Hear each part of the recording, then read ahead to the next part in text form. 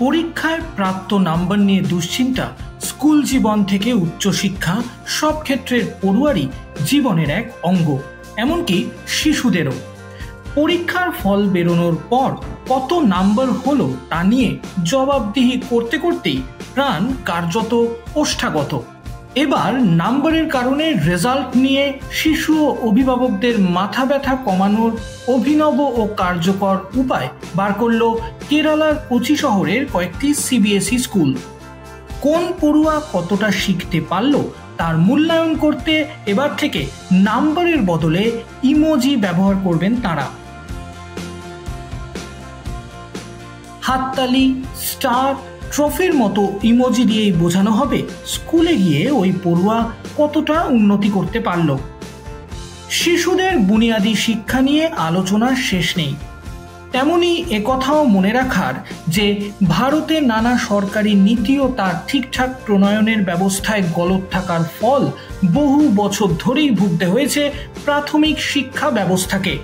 তার একদিকে যেমন রয়েছে স্কুলে আসতে না পারা শিশুরা, আর একদিকেই রয়েছে অত্যাধিক পড়ার চাপ নিয়ে লড়াই করতে থাকা খুদেদের দলও।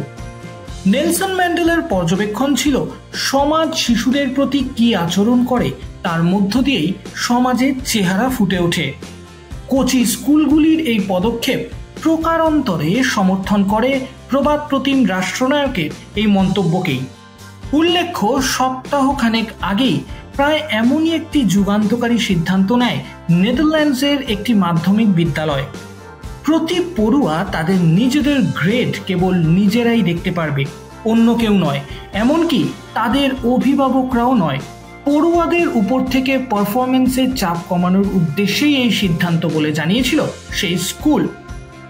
কোচি সিবিএসই স্কুলে 2020 সালের নয়া শিক্ষানীতি অনুসারে রিপোর্ট কার্ড সংক্রান্ত এই পদক্ষেপ গ্রহণ করা হয়েছে। যদিও মূলত কিন্ডারগার্টেন থেকে দ্বিতীয় শ্রেণী পর্যন্ত পড়ুয়াদেরই এমন মজার রিপোর্ট কার্ড দেওয়া হচ্ছে এবং নয়া গাইডলাইন মেনে প্রথাগত লিখিত পরীক্ষার বদলে বিভিন্ন অ্যাক্টিভিটি অনুসারে তাদের মূল্যায়ন করা হচ্ছে। নতুন এই ব্যবস্থাপনায় এই শিশুদের পঠন পাঠনের ক্ষেত্রে কমিউনিকেশন স্কিল, শেখার আগ্রহ এবং সামগ্রিকভাবে স্বাস্থ্য রক্ষা ও মানসিক তথা বৌদ্ধিক বিকাশের উপর নজর দেওয়া হচ্ছে। শুধু নাম্বার ভিত্তিক পঠন পাঠনে একেবারে শৈশব থেকেই অভ্যস্ত হয়ে পড়লে তা যে মানসিক চাপ বাড়ায় তাই নয়।